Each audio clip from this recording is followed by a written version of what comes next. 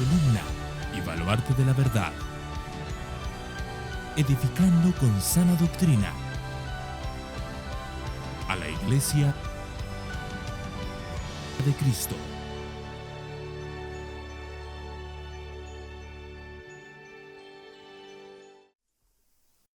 Vamos entonces directos a la palabra del Señor. Me gustaría hacer solo una oración para entregar este tiempo en las manos de Dios y luego poder seguir con nuestra serie en Primera de Timoteo y el capítulo 5. A partir del versículo 3 estaremos hoy. Pero vamos a orar primero. Padre, te damos muchas gracias porque ha sido precioso ver a mis hermanos orando los unos por los otros. Gracias, Señor, porque poder tener este lugar para tener tiempos de oración congregacional es un regalo. Y gracias también, Señor, por el alimento que nos das a través de tu palabra. Te pido, Señor, que esta tarde edifiques nuestras vidas, que nos hables, que nos instruyes, que nos puedas, Señor, edificar a través de las Escrituras.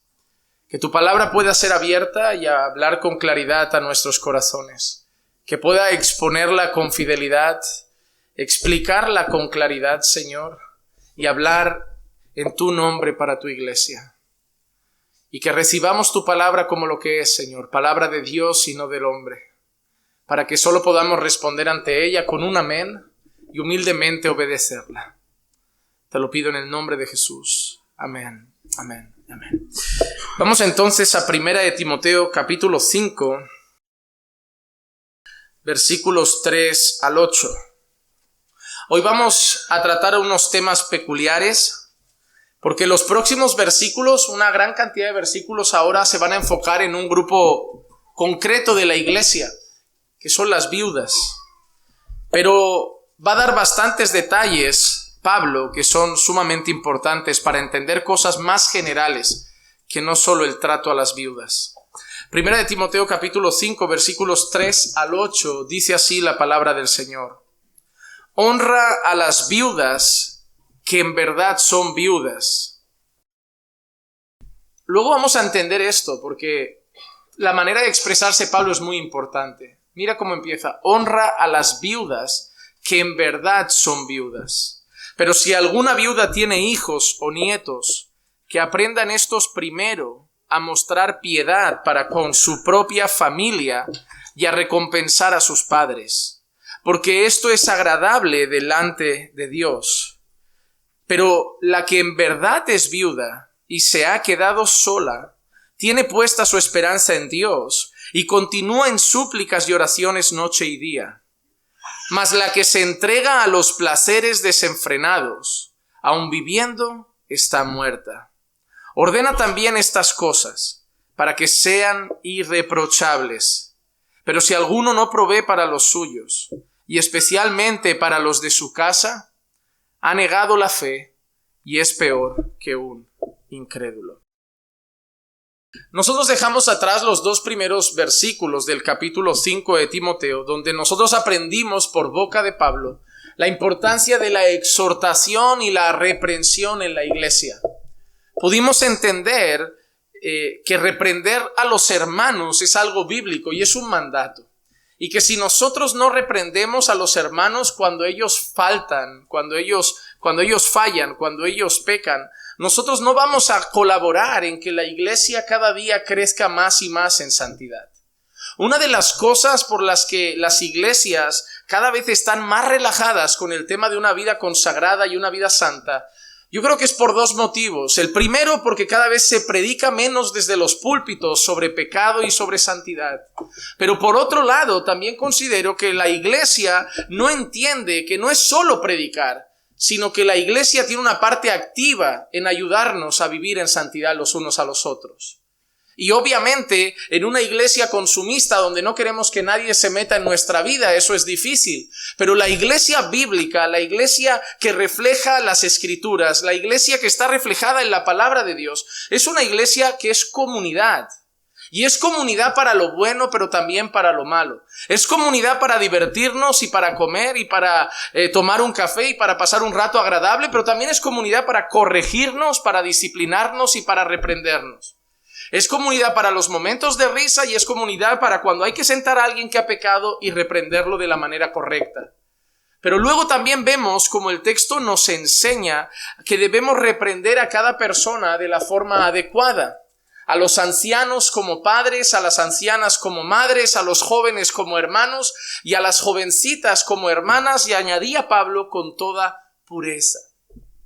Ahora, a partir del versículo 3, Pablo ahora habla de un sector de la iglesia muy particular, habla de las viudas.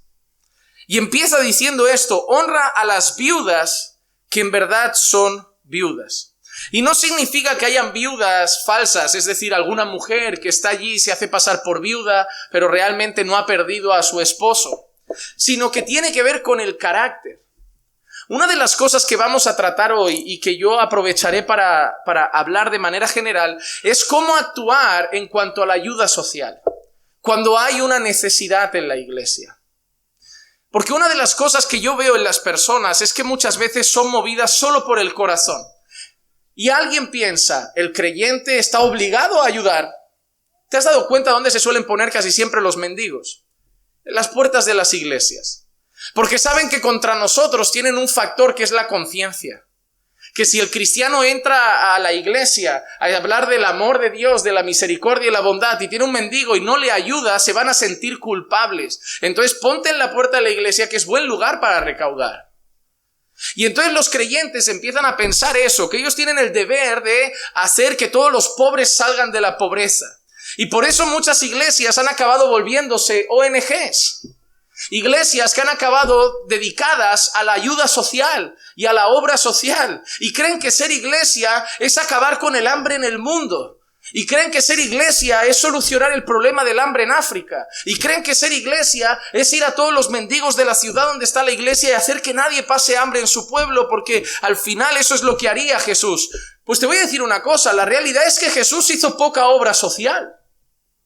Tú ves a Jesús predicando a prostitutas, pero predicando. Tú ves a Jesús predicando a leprosos, pero predicando. Tú ves a Jesús haciendo un montón de cosas con un montón de gente de toda clase social, pero predicando. No ves a Jesús en ningún momento haciendo obra social, porque Jesús entiende cuál es la misión, entiende cuál es el foco. No que Jesús no tuviera misericordia, pero Jesús tenía claras las prioridades. Incluso cuando le llevaban gente para ser curada, Jesús los salvaba. Y la gente miraba como, bueno, le has perdonado los pecados, pero sigue paralítico. Ah, bien, ¿os parece esto difícil? La gente iba buscando que Jesús los curara. Y Jesús en una ocasión a un hombre, en vez de curarlo, le dice, tus pecados te son perdonados. Y me imagino a la gente diciendo, bueno, pero ¿la cura qué? La gente no tiene claras las prioridades de Dios y a veces no tiene claras las prioridades de la iglesia. Y somos movidos por el corazón muchas veces y no por la razón. Y la gente lo sabe a nuestro alrededor y muchas veces empuja al sentimiento de culpa. Pero al final, si haces algo por no tener culpa, tampoco está hecho con amor. Si lo haces porque te miran, si lo haces para que no te juzguen o lo haces para no sentirte mal, no lo hagas. Porque esa obra no nace del amor. Nace de cubrir la reputación, de sentirte bien contigo mismo. Nosotros debemos entender que como creyentes debemos ayudar. Pero para eso también la Biblia da puntos y establece patrones. Hermanos, nosotros debemos ayudar, pero la Biblia nos enseña incluso en qué orden hacerlo. ¿Cuáles son las prioridades? Y hoy vamos a hablar de las viudas y nos va a servir para entender que hay unas prioridades a la hora de ayudar. Aquí hay unas prioridades a la hora de ayudar. Lo primero que Pablo está diciendo es esto: honra a las viudas que en verdad son viudas. Y cuando usa la expresión que en verdad son viudas es porque había personas que aunque se quedaran solas, Pablo no las consideraba mujeres de Dios. Y entonces Pablo no le dice a Timoteo que se vuelque en ayudar a esas mujeres, porque no son de Dios. Y Pablo es muy claro en eso, y eso es lo que algunos hoy a lo mejor no entenderán, que Pablo le está diciendo a Timoteo, en la iglesia vas a ver dos grupos de personas que necesitan ayuda y piden ayuda. Entre ellas vas a tener mujeres piadosas y mujeres mundanas. Ayuda a las piadosas y olvídate de las mundanas, que se busquen la vida. Eso es lo que Pablo va a decir. Eso es lo que Pablo va a decir a la hora de establecer ayuda social. Porque los sueldos, los recursos que tenemos no se pueden despilfarrar de cualquier manera. Ser cristiano no es coger todo lo que te sobra de tu salario y dar dinero a todo el mundo y quedarte sin nada. Eso no es ser cristiano. Ser cristiano no es regalar el dinero. Ser cristiano no es decir, todo lo que me da Dios es para que lo dé a los otros y yo no vivir, porque empezamos a pensar que ser cristiano es como que si no doy el dinero a los pobres y me compro una tele, me siento culpable. Si no doy el dinero a los pobres y me compro un coche, me siento culpable. Si no doy el dinero a los pobres y me hago un viaje, me siento culpable. Y empezamos a entender que el deber del creyente es, tú no disfrutes porque mientras haya alguien pasando hambre en el mundo, tú no puedes disfrutar hasta que todo el mundo coma. Eso no es ser creyente. Eso no es ser cristiano. En ninguna parte de la Biblia lo enfoca de esa manera. Y Pablo va a dar unos detalles importantes. En primer lugar, Pablo habla de las viudas. Y cuando nosotros vamos a la Escritura, habían 3 grupos de riesgo social. 3 grupos de riesgo. Y es verdad, Dios enseña que se deben cuidar. 3 grupos en concreto. El primero, las viudas. El segundo, los huérfanos. Y el tercero, los forasteros o extranjeros. Algunos textos pueden ser Éxodo capítulo 22, versículos 22 al 24, dice: a la viuda y al huérfano no afligiréis. Si lo afliges y él clama a mí, ciertamente yo escucharé su clamor y se encenderá mi ira y os mataré a espada, y vuestras mujeres quedarán viudas y vuestros hijos quedarán huérfanos. Así que en primer lugar, Dios empieza a través del Antiguo Testamento, en algunos textos, a proteger y a cuidar ciertas áreas sociales. En ese texto ha mencionado 2, a las viudas y a los huérfanos. Y mira lo que el Señor acaba de hacer. Porque si eso te lo digo yo, me preguntarías, ¿me estás amenazando? Porque literalmente lo que el Señor acaba de decir, si afligís a la viuda y al huérfano, voy a ir contra vosotros, y la viuda y el huérfano van a ser vuestra esposa y vuestros hijos. ¿Qué les está diciendo el Señor? Si maltratas a la viuda y el huérfano, te mato. En pocas palabras, porque Dios le está diciendo, si afliges a la viuda y al huérfano, y él clama a mí, y esa expresión clama a mí es parecido a lo que el Señor muestra que hacían los hebreos en Egipto cuando estaban de esclavos. Dice que el clamor de los hebreos subió hacia el Señor. El Señor usa la misma expresión. Dice, si estás empezando a apretar sobre la viuda y apretar sobre el huérfano y ellos empiezan a quejarse a mí, a clamar a mí, yo los voy a escuchar, se va a encender mi ira y te voy a matar a espada. Y quien va a quedar viuda es tu mujer y quien van a quedar huérfanos son tus hijos. Eso es serio. Pero es la manera como Dios los protege. En Deuteronomio capítulo 14, versículo 29, vuelven a aparecer ellos, esos 2 grupos y el tercer grupo de riesgo. Y vendrá el levita que no tiene parte ni herencia contigo, y el forastero, el huérfano y la viuda que habitan en tus ciudades, y comerán y se saciarán, para que el Señor tu Dios te bendiga en toda obra que tu mano haga. Forastero, huérfano y viuda comerán y se saciarán, para que el Señor te bendiga. En Deuteronomio capítulo 10 y el versículo 19 dice: mostrad pues amor al extranjero, porque vosotros fuisteis extranjeros en la tierra de Egipto. El otro grupo de riesgo junto a las viudas y los huérfanos que el Señor muestra son los extranjeros. Quizá la palabra que podríamos usar nosotros es inmigrantes. Y el Señor dice que debemos mostrar compasión, mostrar amor hacia el forastero, hacia el extranjero que viene a su tierra. Y el recordatorio que les hace el Señor es: recordad que vosotros fuisteis forasteros. Recordad que vosotros fuisteis extranjeros. Pero una cosa, el tema no es ese hoy, pero quiero dar el detalle para que nadie se confunda. El Señor decía que cuando viniera un forastero a las tierras hebreas, al pueblo judío, debían ser misericordiosos y debían mostrarle amor. Punto número 1. ¿Eso no significa que dejaban al forastero traerse sus dioses? ¿Eso no significa que dejaban al forastero traer su cultura? ¿Eso no significa que dejaban al forastero traer sus normas, sus leyes y él vivir a su manera en la tierra hebrea? No. Le amarían, lo cuidarían, pero se volvería como ellos. Su comida, sus leyes y su Dios. Eso era indispensable. Eso era indispensable. Y yo estoy a favor de ayudar al forastero, pero El forastero tiene que respetar y adaptarse el lugar donde el forastero va y no imponer su tradición y cultura al lugar donde va. Y eso es un patrón que yo veo claramente en las Escrituras. Isaías capítulo 1, versículo 17. Aprended a hacer el bien, buscad la justicia, reprended al opresor, defended al huérfano y abogad por la viuda. Nuevamente, el huérfano y la viuda. Y un ejemplo más, podríamos seguir con varios, pero con uno más ya termino. El Salmo 68 y el verso 5 dice: Padre de los huérfanos y defensor de las viudas es Dios en su santa morada. Es Dios en su santa morada.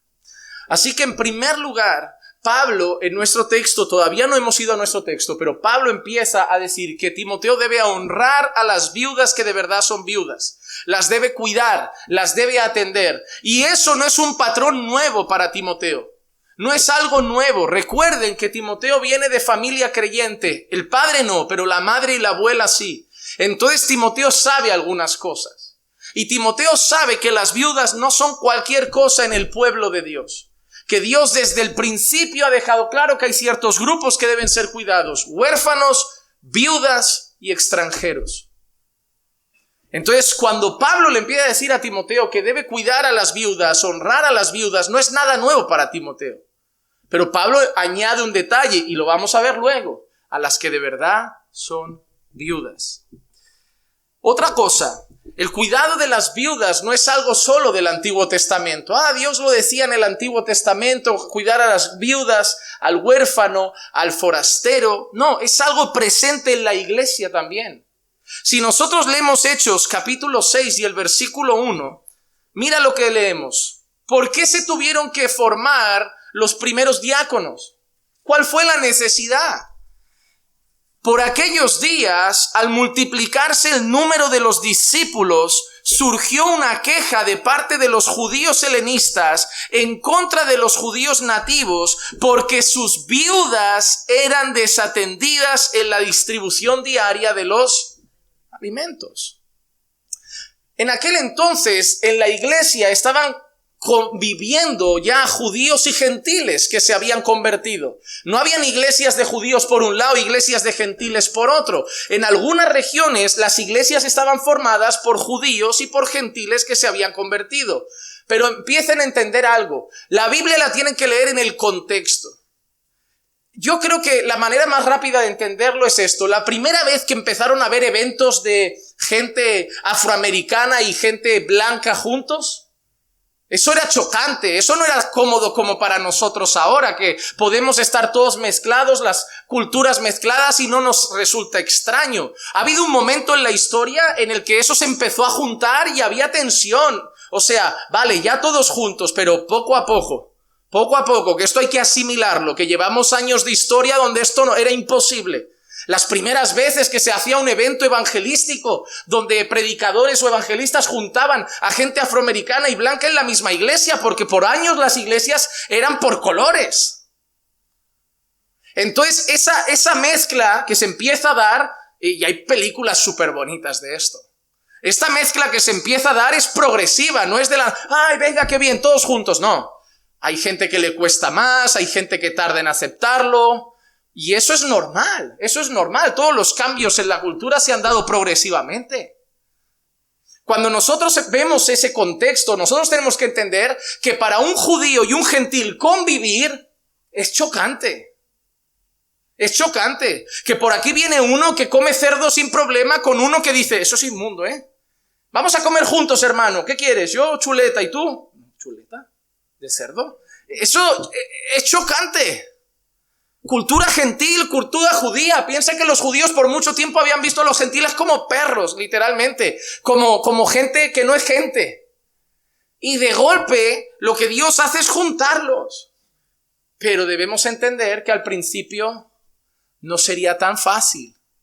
¿Qué empieza a pasar aquí? La iglesia crece y empiezan a haber quejas. Y ahí se ven las nacionalidades, ahí se ve el patriotismo. Que nuestras viudas, ya no son las viudas de la iglesia, las nuestras. Porque en teoría es una iglesia, con judíos y gentiles, pero es una iglesia. Pero el problema es que ellos todavía veían dos grupos. Las viudas de los helenistas estaban desatendidas, no las viudas de los judíos nativos, sino las viudas que venían de un contexto más griego. ¿Qué pasaba? Que vale, vivimos todos juntos, pero vamos a repartir comida. Primero esa viuda, esa, luego ya voy a las griegas. Primero a las de casa. Desde el principio han habido problemas en la iglesia que han tenido que ser tratados. Pero algo muestra eso, que tanto viudas helenistas como viudas de los judíos nativos eran cuidadas por la iglesia. Vivimos en un contexto cultural donde se está haciendo una iglesia que cada quien se cuida a sí mismo. Y vemos gente envejecer en medio de nosotros y simplemente, oye, el hermano ya no puede venir a la iglesia, está muy mayor, ya no puede venir. ¿Y qué vamos a hacer como iglesia? ¿Quieren que la iglesia dura hasta que tú tienes cuerpo y físico para llegar a la iglesia? ¿Crees que la iglesia no te tiene que ir a buscar, no te tiene que traer, no te tiene que acompañar hasta los últimos días? Y si la pensión no alcanza, tu iglesia no te tiene que ayudar. Claro que sí. Claro que sí. Y eso se está perdiendo mucho. Se está perdiendo ese sentido de responsabilidad con los miembros de la iglesia. Ahora está muy bonito, porque el 95% de nuestra iglesia es joven. Pero dentro de 20 años, algunos de esta sala ya tendrán 60. Y algunos de esta sala tendrán 80. ¿Y qué va a pasar? ¿Que se busquen otra iglesia más cerca de su barrio porque nosotros ya estamos más lejos? ¿Que ahora los cuide otra persona? No, hermanos, serán nuestra responsabilidad, serán nuestros hermanos hasta que Cristo los lleve a su presencia. Eso yo lo tengo que dejar claro, Eso es parte de nuestro trabajo como iglesia. No es venir a divertirse la juventud y ya el abuelo que se vaya arrastrando lo que pueda, no, es atenderlo y cuidarlo. Es nuestra responsabilidad. El tema de las viudas está presente en la iglesia. Las viudas estaban muy presentes en la sociedad de aquel momento. Mira Lucas capítulo 7, versículos 11 y 12. Aconteció poco después que Jesús fue a la ciudad llamada Naín, y sus discípulos iban con él, acompañados por una gran multitud. Y cuando se acercaba a la puerta de la ciudad, he aquí sacaban fuera un muerto, hijo único de su madre, y ella era viuda, y un grupo numeroso de la ciudad estaba con ella. Y el Señor en ese mismo momento nos muestra la compasión por la viuda.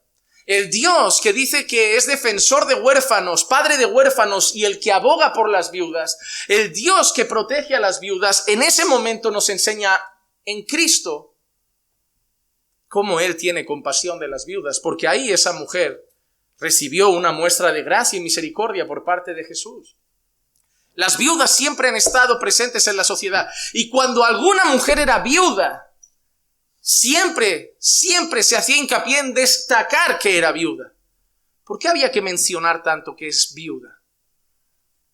Por varios motivos. En primer lugar, yo quiero responder 3 preguntas rápidas. ¿Por qué había más viudas en aquella época que en la nuestra? ¿Por qué había más viudas en aquella época que en la nuestra? 2 motivos fundamentales. Primero, guerras. Nosotros podemos ver alguna guerra a nuestro alrededor, pero allí era muy común. Allí hombres morir era muy común. Y el número de viudas crecía en gran manera. Segundo, enfermedades. El trato de las enfermedades que nosotros tenemos ahora no es el mismo trato de las enfermedades que habían en aquel entonces. Y muchos hombres morían a temprana edad por diversas enfermedades. Había muchos más asaltantes que los que tenemos ahora. Y mucha gente moría a manos de asaltantes violentos. Por eso en aquellos tiempos el número de viudas era mucho más elevado. Ahora, ¿por qué había que cuidar a las viudas?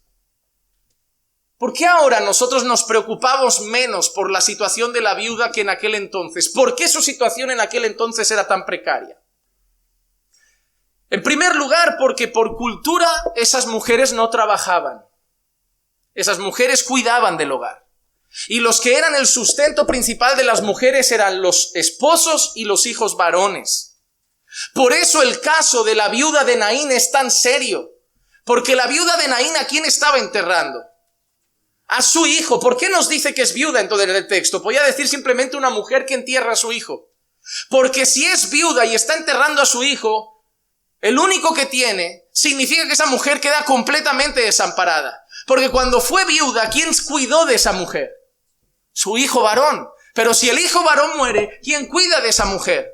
En aquellos entonces no había comedores sociales. En aquellos entonces no había seguridad social o ayuda social, no había prestaciones para gente en situación de riesgo, no habían los temas de ayudas económicas que tenemos en nuestra sociedad. No había pensión de viudez, igual que la nuestra. Si el hombre moría, la mujer se tenía que buscar la vida. ¿Recuerdan la historia de Ruth, de su suegra, de la muerte del marido y de los hijos y de cómo quedan completamente desamparadas?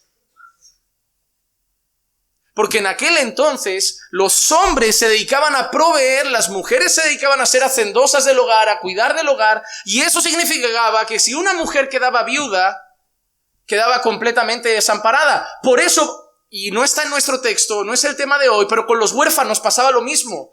Quien cuidaba a los hijos eran los padres. Entonces, nosotros ahora hay un sistema que si alguien queda huérfano, hay una seguridad social, hay unos servicios sociales que van a velar para que ese chico tenga educación y comida, pero en aquel entonces quedaban completamente desamparados.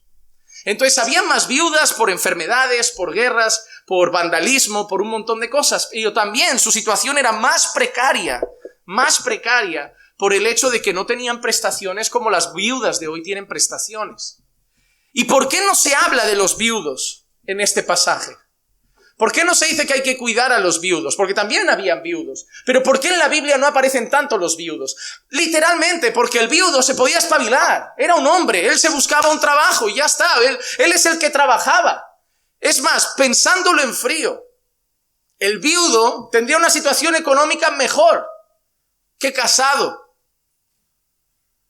La mujer no trabajaba, el hombre trabajaba para sustentar a él y a la mujer. Si la mujer muere, todo el sustento es para el hombre. El hombre no hay que preocuparse si queda viudo. En aquella cultura, si el hombre quedaba viudo, tenía un buen sustento porque su trabajo le seguía significando valerse y seguir adelante, y luego se casa otra vez y no hay ningún problema. La que quedaba desamparada en aquella sociedad era la viuda. Por eso vemos que Pablo pide que se cuiden las viudas. Y ahora rápido, veamos nuestro texto para ver algunos detalles importantes. ¿De quién es la responsabilidad principal de cuidar a la viuda? Y antes de pasar al pasaje, para que nadie lo lea, ¿de quién creen ustedes que es la responsabilidad principal de cuidar a la viuda? ¿De quién? Iglesia. La familia.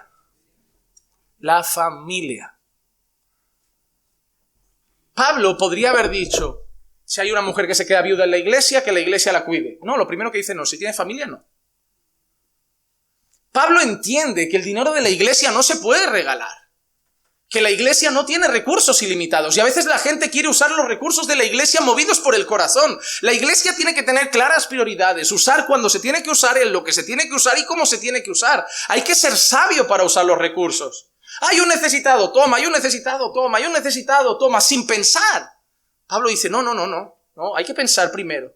Los primeros responsables, versículos 3 y 4 lo deja muy claro. Honra a las viudas que en verdad son viudas, pero si alguna viuda tiene hijos o nietos, que aprendan estos primero, mira qué interesante, que aprendan estos primero a mostrar piedad para con su propia familia y a recompensar a sus padres, porque esto es agradable delante de Dios. Los primeros responsables de cuidar a la viuda son si tiene hijos o nietos. O sea, hay hijo, tampoco, nieto, pero mira, varones. Varones, si hay un varón en la familia, ya sea un hijo, ya sea un nieto, se tiene que encargar de esa señora. Es su responsabilidad. Y Pablo incluso da detalles. ¿Por qué es responsabilidad de los hijos o de los nietos cuidar de la viuda? ¿Por qué es responsabilidad de la familia? Primero dice si tiene hijos o nietos. Eso es interesante porque el último versículo casi de este capítulo, el versículo 16, dice esto: si alguna creyente tiene viudas en la familia, que las mantenga y que la iglesia no lleve la carga para que pueda ayudar a las que de verdad son viudas. No es que no sea viuda. Cuando Pablo dice las que de verdad son viudas, se refiere a las viudas que realmente la iglesia tiene que socorrer. No es has quedado viuda, la iglesia te pasa una pensión, alguien te lleva a su casa. No es así. Lo que está diciendo el texto es primero, vamos a ver si tiene familia. ¿Por qué? Y mira qué interesante. Que la iglesia no lleve la carga para que pueda ayudar a las que de verdad lo necesitan. Es decir, en pocas palabras, Pablo dice, no tenemos 800 millones de euros aquí para regalar. Tenemos ayudas limitadas. Entonces, si tengo una viuda que la puede cuidar la familia y una viuda que no tiene nadie que la cuide, que ésta la cuide la familia y nosotros cuidamos a esa que no tiene a nadie. Es sencillo. Pablo está aplicando una lógica normal. Es decir, yo no tengo para cuidar a todas, pero si algunas pueden ser cuidadas por los suyos, la iglesia no va a desamparar a las que de verdad son viudas. Pero no que las otras no lo sean, sino que es una expresión para referirse a las que no tienen a nadie. Es decir, hermana, a ti te pueden ayudar tu familia. Sí, pastor, pues ya está. ¿Sabes qué pasa? Porque esa hermana no tiene ni a su primo, ni a su nieto. Está sola. Y esa hermana sí lo necesita. Es una cuestión de lógica, de saber que la iglesia no tiene recursos ilimitados y que debe ser prudente a la hora de seleccionar sobre quién los va a depositar. En segundo lugar, el texto que Pablo ha mencionado sobre los hijos dice que eso sirve para mostrar piedad con su propia familia. Los hijos, cuando hay una necesidad en la familia, alguien ha quedado viuda, es el momento para mostrar piedad. Que se vea vuestra fe ahora. Ahora se tiene que ver vuestro amor por los papás. Ahora se tiene que ver vuestro amor por mamá. Mientras mamá se valía por sí misma, mientras papá tenía todo pagado, no pasaba nada. Ahora toca cuidarlos. ¿Qué vais a hacer? Ahora vais a mostrar qué clase de hijos sois. Ahora vais a mostrar si hay piedad en vuestro corazón. Ahora vais a mostrar si tenéis compasión ahí dentro. Ahora vais a mostrar si realmente amáis a vuestros padres.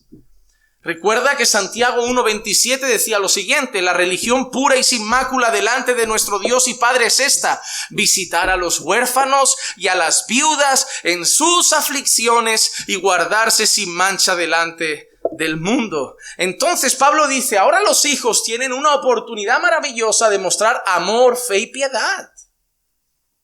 Ahora es el momento. Antes vuestros papás nos necesitaron, ahora os necesitan. ¿Qué vais a hacer? ¿Qué vais a hacer? En segundo lugar, usa una expresión muy interesante también. Que aprendan estos a mostrar piedad para con su propia familia. Y mira qué dice, y a recompensar a sus padres. Y a recompensar a sus padres, ha dicho Pablo a Timoteo. Recompensar a sus padres. ¿Qué quiere decir Pablo con eso? Sencillo. ¿Quién estaba a las noches de fiebre cuando tenías 3 años? ¿Quién te hizo desayunar cada día? ¿Quién te preparó el biberón? ¿Quién te dio tus primeras papillas? ¿Quién no te dejó en una plaza para que te murieras, pasto de las fieras? Y desde el primer día de vida te puso en su regazo, te dio de comer. Porque somos muy rápidos para ver todos los errores que han cometido luego y que recordamos, pero nos olvidamos de las cosas que no teníamos memoria, que éramos completamente vulnerables y que esas personas nos cuidaron. Sí, yo recuerdo todos los fallos de mi padre, pero hay un momento de mi vida en que yo no tengo memoria porque era un bebé. Y si mi madre me hubiera dejado en una esquina, yo muero. Pero esa gente de la que yo recuerdo tantos fallos, pasó noches sin dormir. Esa mujer me amamantó, esa mujer me dio papillas, esa mujer me llevó a la guardería, me llevó a la escuela, esa mujer me alimentaba, me vestía, me cuidaba, me protegía, me tapaba, me arropaba. Entonces Pablo está diciendo, ahora esos hijos tienen la oportunidad no solo de mostrar piedad, sí tienen piedad, sino además de recompensar a sus padres. Ahora en pocas palabras, ahora es momento de devolverles a ellos lo que hicieron ellos por vosotros de pequeños. Mira lo que Pablo está diciendo, es bien bonito. Y va contra la cultura de familias egoístas que tenemos hoy. Eso es un llamado de Pablo a los hijos, ¿eh? Antes de empezar con la iglesia, empieza por los hijos. Hermanos, somos responsables de velar por el bienestar de los que velaron por nosotros cuando nacimos. Y yo te voy a pedir solo un favor mientras sigo dando esta enseñanza. No vayas a los extremos y a los casos puntuales, porque cada vez que se enseña esto, siempre salta el que no hay amor y dice, pues no hay nada que recompensar porque a mí me dejó, a mí me abandonó, a mí no me quiso, a mí no me cuidaron, conmigo fue un mal padre o una mala. Siempre, te voy a decir una cosa, desde Génesis siempre nuestro egoísmo va a encontrar una excusa para no hacer lo que se nos pide. Honra a tu padre y a tu madre. Bueno, pastor, pero eso tiene límites, ¿no? Porque mi padre nunca me ha querido y siempre me abandonó de pequeño. ¿Ahora qué tengo que ir? ¿A buscarlo y pedirle perdón? Yo solo te he dicho lo que dice Dios. Tú peleate con él, no conmigo. ¿Qué quieres hacer? En el fondo tu corazón no quiere ir, pero ahora yo te pregunto, ¿qué quiere Dios? ¿Qué le da más gloria a Dios? ¿Que sigas pagando el mal con mal? ¿Bajo tu justicia? ¿Lo justo es que lo ignore? ¿Lo justo es que lo trate así porque él me trató así? ¿O que pagues el mal con bien? ¿Qué muestra más a Cristo? Claro, porque tú podrías decir, mi madre no merece ser recompensada. No me hizo ni caso, ahora que me necesita me la voy a llevar y la voy a cuidar, con lo mala madre que ha sido. ¿Qué le da más la gloria a Dios? ¿Que hagas eso? ¿O que tomes a esa mujer que fue mala madre y le ames a ella, así como Dios te amó a ti? Hermano, amar a los que nos aman hasta el mundo lo hace. Amar a los que nos han odiado es lo que nos muestra que hemos nacido de nuevo. Ser cristiano no es fácil, no porque hay que dejar la borrachera, o las drogas, o el adulterio. Ser cristiano no es fácil porque hay que dejar el corazón. Y es muy difícil soltarlo. Siempre vamos a encontrar un pretexto para no hacer lo que Dios pide. Mira lo que pasa con los matrimonios. Hermana, tú no deberías ser así como esposa ya, pero es que él es así. Vale, pues entonces, ¿cada uno se va a dar lo que merece el otro? Pues como Dios actúe así, todos para el infierno,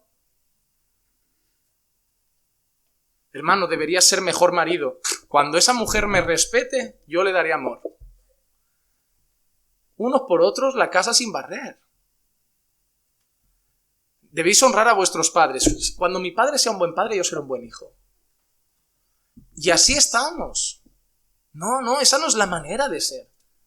Déjame decirte una cosa, madre, padre, esposo, esposa, hijos. No van a valer las excusas cuando estés delante de Dios y te diga, has sido un esposo terrible. Decirle que fue una esposa terrible tu mujer no te va a valer. No te va a valer porque Dios te va a decir, es que no lo tenías que hacer por ella. Lo tenías que hacer por mí. ¿Acaso yo he sido terrible? Entonces hazlo por mí. Hazlo por mí. La motivación a la obediencia no son las personas, es Cristo. Es Cristo. Y finalmente Pablo también le ha dicho a Timoteo, es su manera de recompensar a sus padres porque esto es agradable delante de Dios. Éxodo 20:12, tenemos un mandamiento muy claro, honra a tu padre y a tu madre para que tus días sean prolongados en la tierra que el Señor tu Dios te da. Así que en primer lugar, si a una mujer queda viuda en la iglesia, los primeros responsables son sus hijos.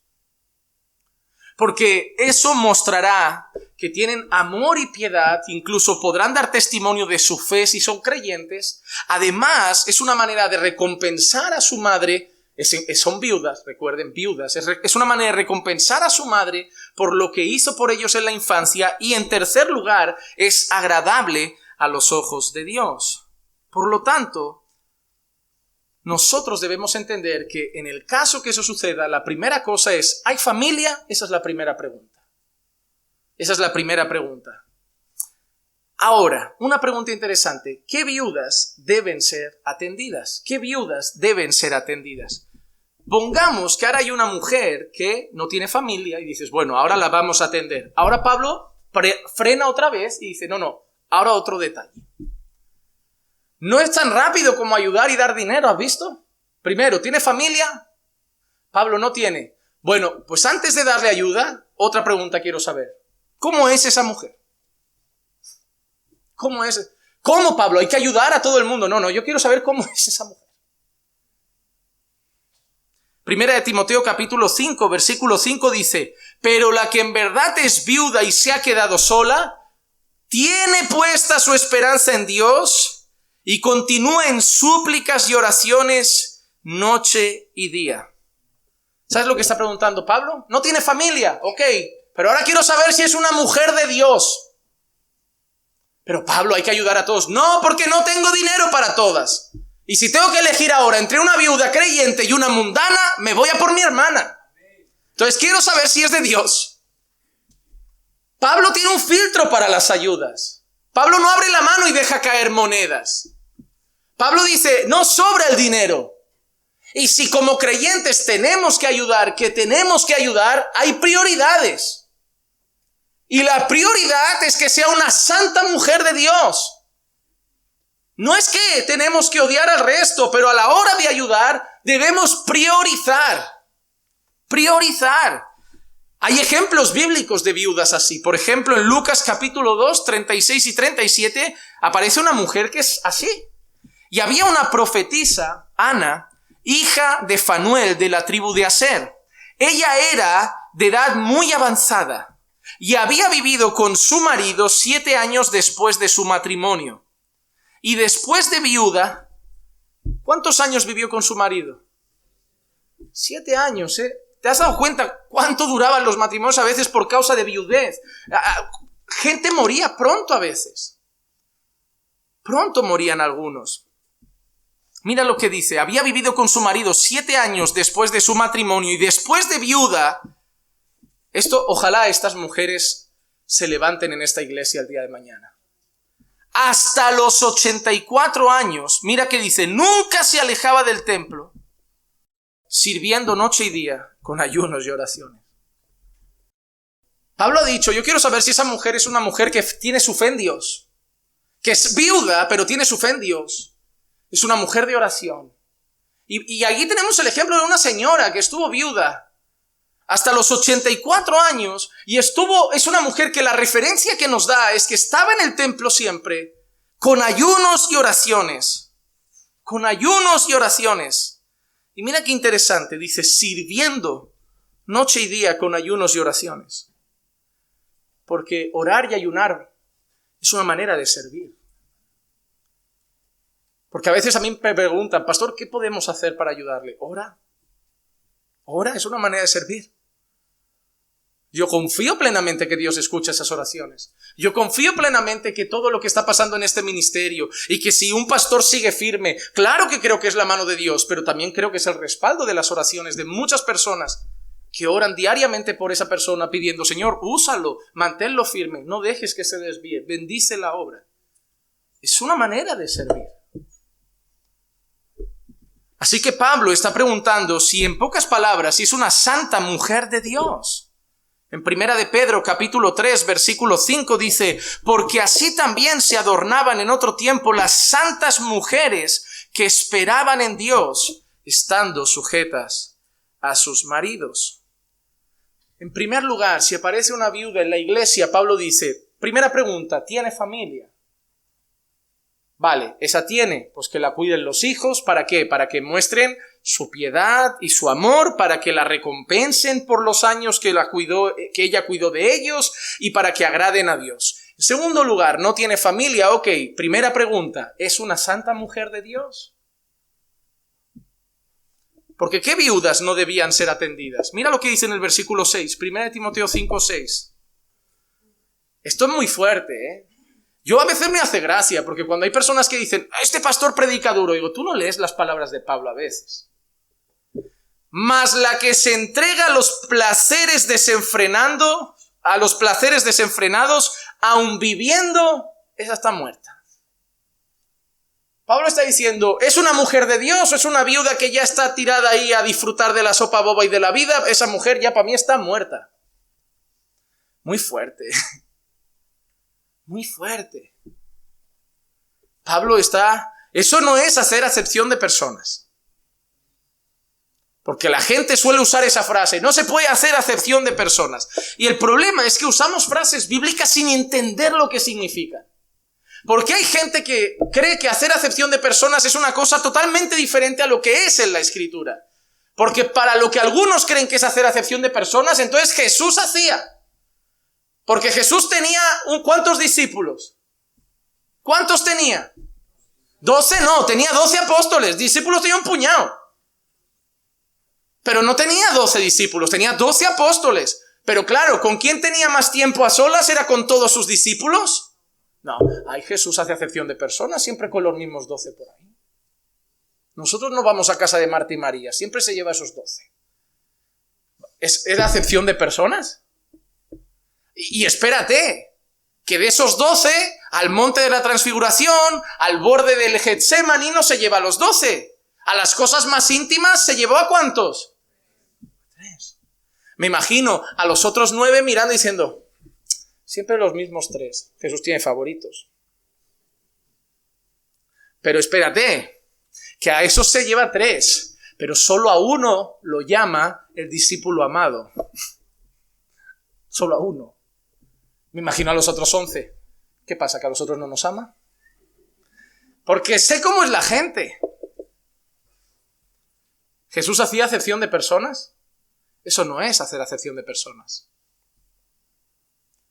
Yo puedo amar a toda mi iglesia por igual, pero tener relaciones significativas con algunos que no tengo con otros. Por muchísimos factores. 1, tiempo. Hay gente que conozco de hace 7, 8 años, hay gente que conozco de hace 7, 8 semanas. La relación no puede ser la misma. 2, lealtad. Hay gente que se pega a mi lado, es un amigo fiel, un compañero, un discípulo, y lo que se va a forjar ahí no es lo mismo que con alguien que tengo una relación, qué tal, y ya está, nos llevaremos bien, pero la relación será diferente. Son relaciones, yo lo amo igual, y cuando el otro me diga que me necesita voy a ir, pero la relación con ese es distinta. Eso no es hacer acepción de personas.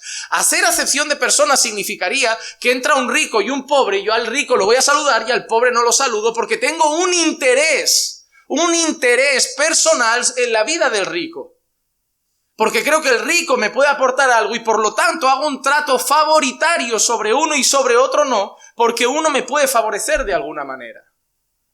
Eso podría ser acepción de personas. Lo que Pablo está haciendo no es acepción de personas. Pablo está usando criterio y sentido común para saber en quién invertir las ayudas de las que dispone la iglesia. ¿Qué viudas no deben ser atendidas? Las que se entregan a los placeres, porque aun viviendo, para Pablo, es como si ya estuvieran muertas. No son mujeres piadosas, no son mujeres de Dios. Entonces, si tenemos que ayudar, primero ayudamos a las nuestras. Esas mujeres son muy parecidas a las que también Pablo define en 2 de Timoteo capítulo 3 versículos 6 y 7, porque entre ellos están los que se meten en las casas y llevan cautivas a mujercillas cargadas de pecados, llevadas por diversas pasiones, siempre aprendiendo, pero nunca pueden llegar al pleno conocimiento de la verdad. En medio del pueblo de Dios, de vez en cuando aparece gente así, mujercillas cargadas de pasiones, siempre aprendiendo. Siempre en los estudios, pero nunca llegando al pleno conocimiento de Dios. Acabarán siendo llevadas por hombres despiadados. Así que, hermanos, a la hora de ayudar, después de ver si tiene familia, ¿sabes qué es lo más importante para Pablo? El carácter de la persona. El carácter. Mira lo que dice el versículo 7 de 1 de Timoteo 5. Ordena también estas cosas para que sean irreprochables. Irreprochables. ¿Para qué? Hermanos, irreprochable. Que no se le puede reprochar nada. Que no se le puede echar nada en cara. Pablo está dando estas instrucciones para que esta carta que va a ser leída delante de la iglesia sepan esto. Que las ayudas no se van a dar al tuntún, no se van a dar de cualquier manera, y que se va a ver bien cómo camina la persona para ayudar primero a aquellos que Pablo considera que son verdaderos hermanos en la fe. Así las mujeres aprenderán a ser irreprochables para que cuando llegue el día que puedan necesitarlo, su propio testimonio muestre que ellas deben ser elegidas para recibir una ayuda porque son verdaderas mujeres de Dios, santas, hermanas que necesitan ser cuidadas por sus hermanos en Cristo. Hermano, las ayudas no se deben dar de cualquier manera. Y para rematar lo que hemos dicho al principio, Pablo vuelve a reiterar en el versículo 8 que la familia debe ser la primera en actuar. Y mira lo que dice ahora. Pero si alguno no provee para los suyos, y especialmente para los de su casa, ha negado la fe y es peor que un incrédulo. Si alguno no ayuda a los suyos, y dice, y especialmente a los de su casa, ha negado la fe y es peor que un incrédulo. A los primeros que debemos abrir la mano para ayudar son a los de nuestra casa. Bíblicamente no tiene sentido que vayas a dar de comer al extranjero, al extraño de la calle, y no socorras a los que están bajo tu techo. Dios nos manda a ser misericordiosos. Dios nos manda a ayudar. Toda la Biblia muestra que el pueblo de Dios debe mostrar compasión, porque Dios es compasivo. Toda la Biblia muestra que el pueblo de Dios debe mostrar generosidad. El libro de Proverbios y otros escritos muestran que hay bendición sobre el que se compadece del pobre. Dios más de una vez lo repite, que aquel que se acuerda del pobre, el Señor se acordará de él. Pero nosotros debemos aprender a leer la Biblia con cuidado. El Señor nos llama a ser generosos, sí. El Señor nos llama a ser cuidadosos, sí. Pero el Señor nos llama también a tener claras las prioridades a la hora de ayudar. Yo no tengo 100.000 euros de sueldo mensual para ayudar a toda Barcelona. Entonces, dentro de mis posibilidades, yo que pueda ayudar a alguien lo haré, pero bajo las prioridades. Porque no tengo para todos. Y yo tengo lo que tengo y con lo que tengo, si tengo que ayudar, ayudo, pero lo tengo que hacer siguiendo las prioridades establecidas por Dios. Porque para Dios es peligroso si yo descuido por ayudar a unos a los que debía haber cuidado primero. Debemos ser solidarios, pero dos cosas: no somos una ONG. La iglesia no es llamada a acabar con el hambre del mundo. Puedes mandar al mundo al infierno lleno de comida en el estómago. El mundo necesita primeramente el evangelio. El mundo ya tiene ONGs. La iglesia no es una ONG. La iglesia es la embajada de Cristo, la embajada del reino de los cielos. Debemos ser compasivos, sí, pero nuestra meta principal no es acabar con el hambre. Nuestra meta principal es predicar el evangelio, llevar el mensaje de reconciliación, como leíamos el martes, el ministerio de reconciliación, como si Dios gritara por medio de nosotros: reconciliaos con Dios. Cuidado, cuidado, cuidado, no perdernos por el camino. Que se está levantando un tipo de iglesia últimamente que vive haciendo obras de caridad y cree que eso la hace buena iglesia. Una vez yo toqué en un predicador muy famoso argentino en las redes, pero muy famoso, y sabía que me metía en camisa de 11 varas, pero lo que me sorprendió es que casi todos los argumentos que lo defendían es: si tú hicieras la mitad de obra social que hace él. Porque uno de los programas que vende su iglesia para vender que es un buen hombre y un buen pastor es que ayudan levantando casas a los pobres, dando cestas de comida. ¿Y qué ve el mundo con eso? Eso es la iglesia. Hermano, hasta los lobos pueden dar comida. Para matar al ratón primero pones queso en la trampa. Hermanos, los lobos se disfrazan de piedad. Y yo no digo que no haya que ayudar, pero la meta del cristiano no es eso. Pero cuando uno sabe que es un mal predicador, un hereje y un falso maestro, uno sabe lo que la gente es fácil de cautivar. Haz buenas obras, que la gente se emociona rápido. Mira qué bueno es. Eso es lo que haría Jesús. Jesús no edificó casas a los pobres. Jesús no iba repartiendo bocadillos por las calles de Judea, de Jerusalén. Jesús no iba no fundó la primera ONG en Nazaret. Ni acabó con el hambre en Belén. Jesús predicó: arrepentíos y convertíos. Él estuvo con pobres. Pero la meta de Jesús no fue acabar con el hambre. La meta de Jesús fue acabar con el pecado. Esa era la meta principal. Predicar, predicar y predicar la santa palabra, el evangelio. Hermanos, debemos ser solidarios, pero cuidado con no confundirnos y perdernos por el camino y acabar haciendo obra social creyendo que eso nos hace buenos cristianos. Porque entonces, Cáritas son buenos cristianos. Entonces, Médicos Sin Fronteras son buenos cristianos. Entonces, Greenpeace son buenos cristianos. Entonces, esta gente son buenos cristianos. No son iglesia, no son buenos cristianos. Nosotros debemos ser compasivos. Debemos dolernos con el dolor de los demás, sufrir con el sufrimiento de los demás. Debemos tener empatía, claro que sí. Dios es compasivo. Pero no somos personas que tenemos un pozo sin fondo en las manos de recursos y tenemos que administrarlos de una manera sabia y prudente. Y por eso, un texto muy sencillo como el de hoy, que daba unos detalles sobre el cuidado de las viudas, que he querido parar aquí, porque la semana que viene seguiremos con las viudas en un mensaje gracioso que he titulado Viudas buenas y viudas malas. Pero yo quería dejar muy claro una cosa. Que cuando tú vayas a ayudar a alguien, porque tú digas, yo quiero ayudar, pastor, yo quiero ayudar, porque yo creo que el Señor quiere que ayudemos, estoy totalmente de acuerdo. Hazlo siguiendo el orden establecido por Dios. El primero es tu casa. No puedes ayudar ni siquiera a nadie de la iglesia si tu casa pasa hambre. El que no provee para los suyos, especialmente para los de su casa, ha negado la fe y es peor que un infiel. Yo sé que sufrimos cuando vemos la necesidad de un hermano, pero no podemos darle lo que no le damos a nuestros hijos. Yo no puedo darle a nadie de la iglesia lo que no le doy a mi esposa. Yo no puedo quitar el pan de mi mesa para poner el pan en la tuya. Eso no es cristianismo.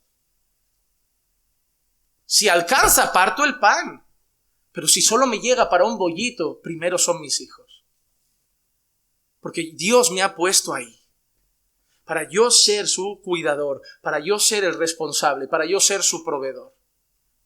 Si tengo 2 panes y ya alcanza para mi hijo, otro para mi esposa también. Bueno, primero para mi esposa y luego para mis hijos.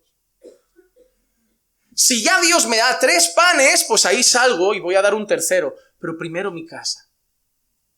Eso no me hace mal creyente. Eso me hace saber que conforme los recursos de cada uno, tenemos que usarlos de la manera adecuada.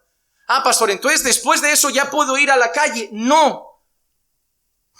Hay otra prioridad a la hora de ayudar. Gálatas capítulo 6, versículo 10. Así que entonces, hermanos, mira cómo lo define Pablo y me parece bonito. Hagamos bien a todos según tengamos oportunidad.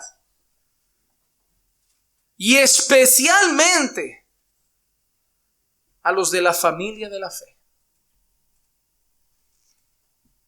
Mira Pablo lo que acaba de decir. Y es así, es simple. Hagamos bien a todos según tengamos oportunidad. No podemos hacer bien endeudándonos. No podemos hacer bien dejando nuestra cartilla a cero. No podemos hacer bien dejando nuestra casa en una situación de riesgo. Hagamos bien conforme tengamos oportunidad. Tú puedes ayudar, yo puedo ayudar. No podemos ayudar lo mismo todos. Por eso a veces dice, hermano, hay una necesidad, hay que dar una cesta de alimentos para tal hermano. Hay gente que aporta un bote de garbanzos y hay gente que de golpe te trae una cesta de 50 euros. Uno es mejor que el otro. No, es que cada uno ayuda según su necesidad. Por eso no me gusta cuando en la iglesia hay que recaudar fondos y se dice, tocamos a tanto. No, porque no todos tenemos los mismos recursos. Porque para ti dar 10 no significa nada y para otro 10 ya le cuesta. Entonces que el otro dé 5 y tú puedes dar 20, que tampoco te supone un sacrificio. Porque yo creo que no es una medida equitativa cuando los sueldos no son los mismos. Que cada uno puede ayudar conforme su posibilidad. Que cuando se tiene que hacer algo en la iglesia no se tiene que dividir a partes iguales. Que en la iglesia se tiene que decir que cada uno ayude con lo que pueda. Y confiamos que la iglesia siempre será generosa. Pero no todos tienen las mismas capacidades. Si tú a lo mejor dices, tocamos a 20 euros, yo te los puedo dar ahora y me voy a casa incluso como algo fuera. Pero hay personas que esos 20 es lo que les queda para el mes. Yo no puedo pedirle 20 a esa persona. Pero a lo mejor, hermano, pero yo puedo dar 50 y dormir tranquilo y no ir al McDonald's hoy. No todos podemos lo mismo. La primera cosa, debemos ayudar conforme a nuestras posibilidades. Nosotros no tenemos un llamado de acabar con el hambre en el mundo, pero si podemos ayudar, ayudemos. En segundo lugar, la prioridad principal es nuestra casa, nuestra familia. Y sobre todo, hombres, somos llamados a ser proveedores, pero proveedores principalmente de los nuestros. En segundo lugar, si me sobra un poco y puedo ayudar, a los primeros que voy a preguntar son a mis hermanos en la fe. ¿Te has dado cuenta lo que ha hecho Pablo aquí en Gálatas? Dice, especialmente a la familia de la fe. ¿Te has dado cuenta lo que ha dicho a Timoteo?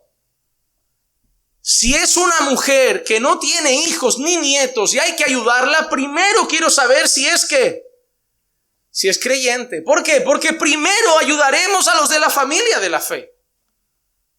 ¿Qué sentido tiene ir a acabar con el hambre de la calle y ver que echan a alguien de nuestra iglesia de la casa?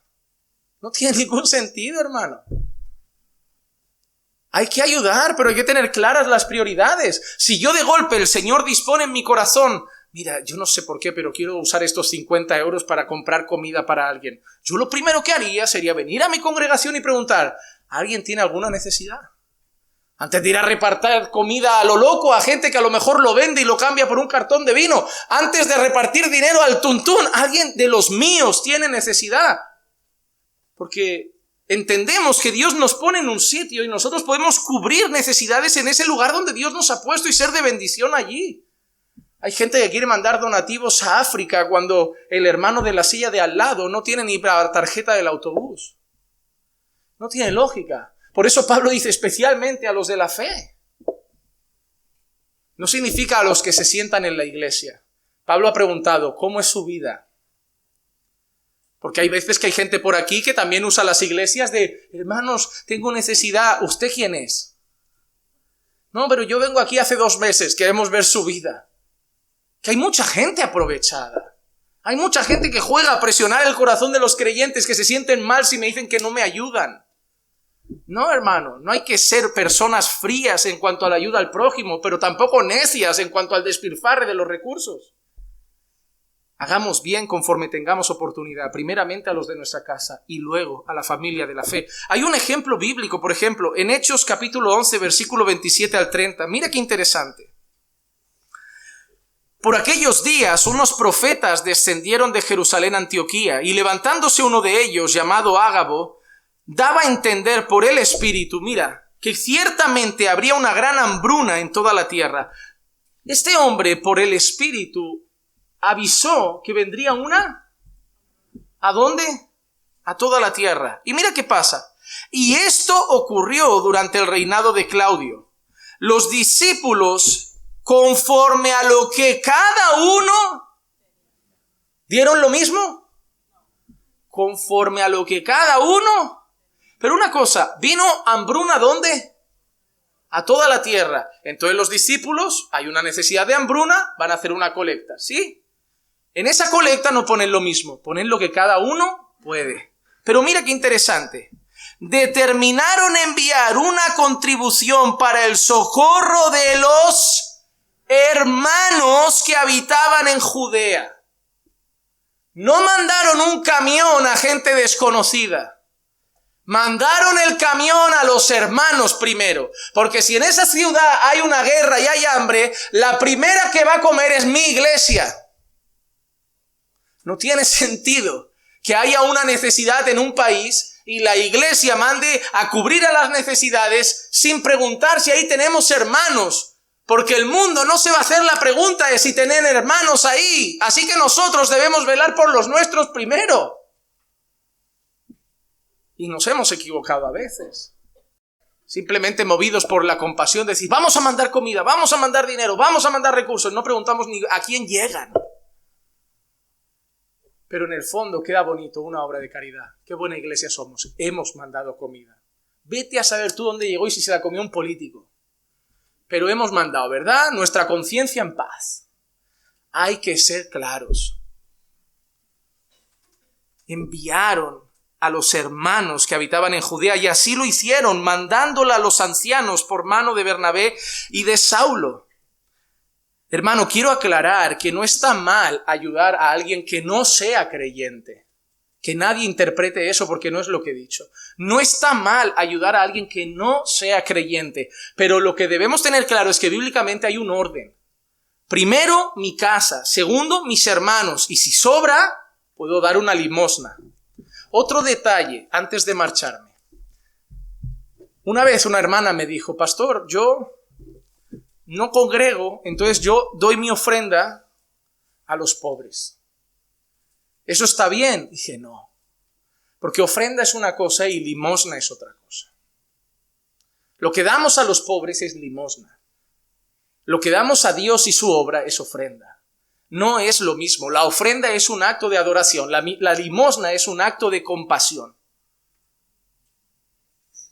¿Podemos dar limosnas? Claro que sí. Está bien. A veces Dios dispone en tu corazón comprar una cesta de comida a un mendigo. Yo no digo que no lo hagas. Pero lo que el texto nos está enseñando es que cuando la iglesia tiene que ayudar, tiene que seguir un orden y tiene que usar la cabeza y principios bíblicos, no ser movida solo por la emoción y el corazón.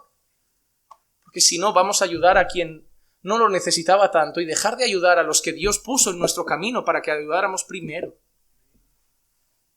La vida importa a la hora de ayudar. Por ejemplo, hay gente que me dice, pastor, quería enviar dinero a las misiones. ¿Usted sabe de algún lado? Y lo peor es que se meten en una web, donar a un misionero. Toma, 50 euros al mes al misionero. Ahora te pregunto, ¿qué predica? ¿Cuál es su doctrina? ¿Cuál es su testimonio? Porque vuelvo a lo mismo, tu conciencia en paz, ¿no? Yo estoy ayudando con 50 euros a un misionero. ¿Ah, sí? ¿Cómo es su mujer? Bueno, no lo conozco mucho. Puedes estar ayudando a un lobo. Puedes estar ayudando a un falso maestro. Puedes estar pagando para que alguien proclame por un montón de lugares falsa doctrina. Y tú financiando las herejías. ¿Quieres ayudar a un misionero? Me parece de acuerdo. Yo estoy conforme. Pastor, vamos a ayudar a un misionero. Estoy conforme. ¿Cómo vive? Su testimonio. ¿Qué enseña? Porque si vamos a poner recursos que Dios nos provee, que sean para la gloria de Dios, no para cualquier cosa.